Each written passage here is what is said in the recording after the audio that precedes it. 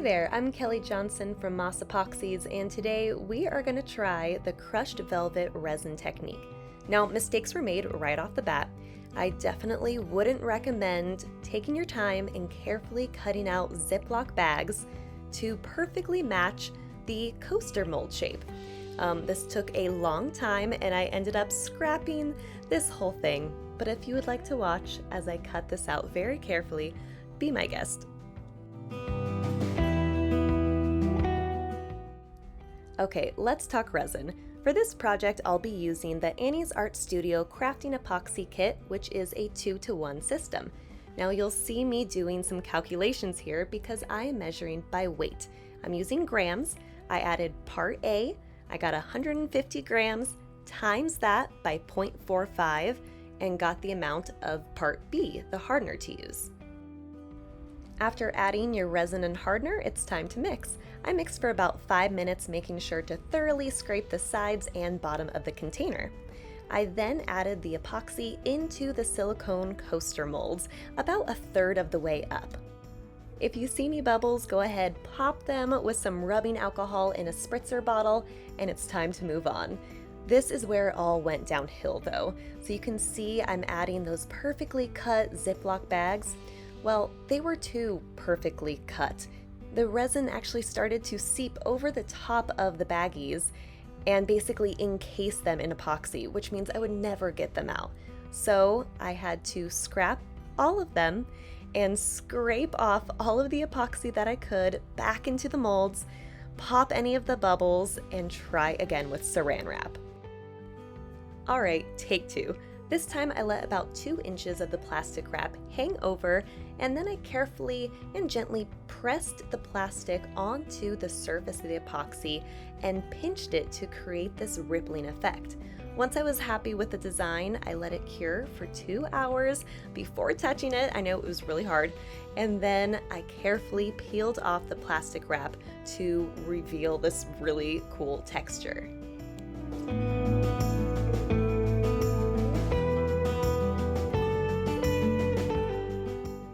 Now, if you thought that was satisfying, just wait until this next step.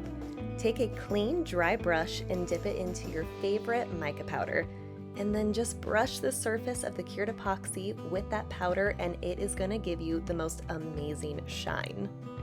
Per usual, I was too indecisive to actually just pick one color, so I chose 4. I did a different colored mica for each coaster. But what I think would be even cooler is if you actually use different colors in one coaster. You could do a whole rainbow effect, or you can even paint the shallow parts like a lighter color and the deeper parts a darker color, or vice versa. I think that would be so awesome. I know time is flying by, but you're actually almost halfway through this video. And as a thank you for watching and listening, we wanted to share a coupon code with you that will give you 10% off and free shipping on your next order at Moss Epoxies. So use code Kelly to save.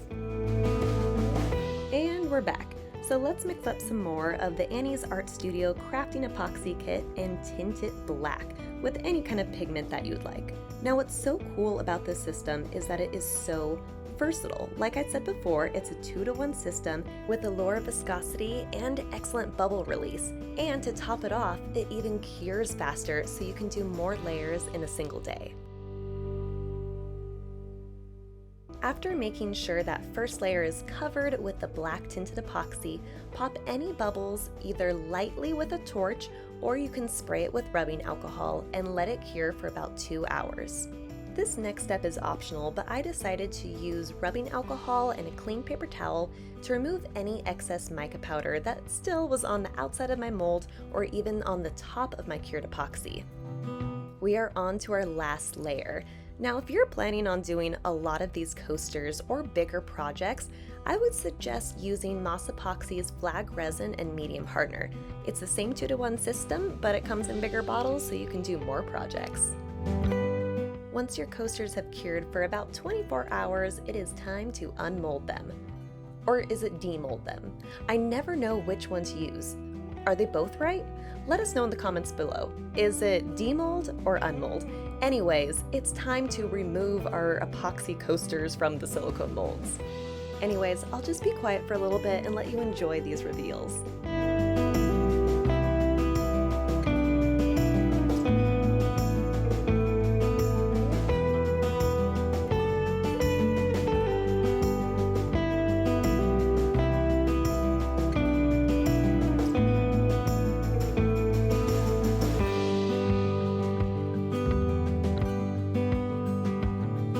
Oh hey there, long time no chat.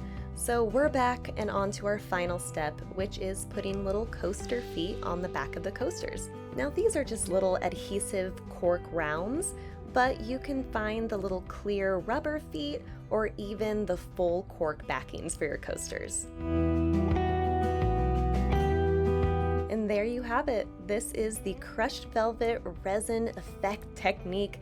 I had such a fun time making these, and I hope you try it out. As always, thank you so much for tuning in, and I hope you enjoyed this tutorial. Stay creative and happy crafting.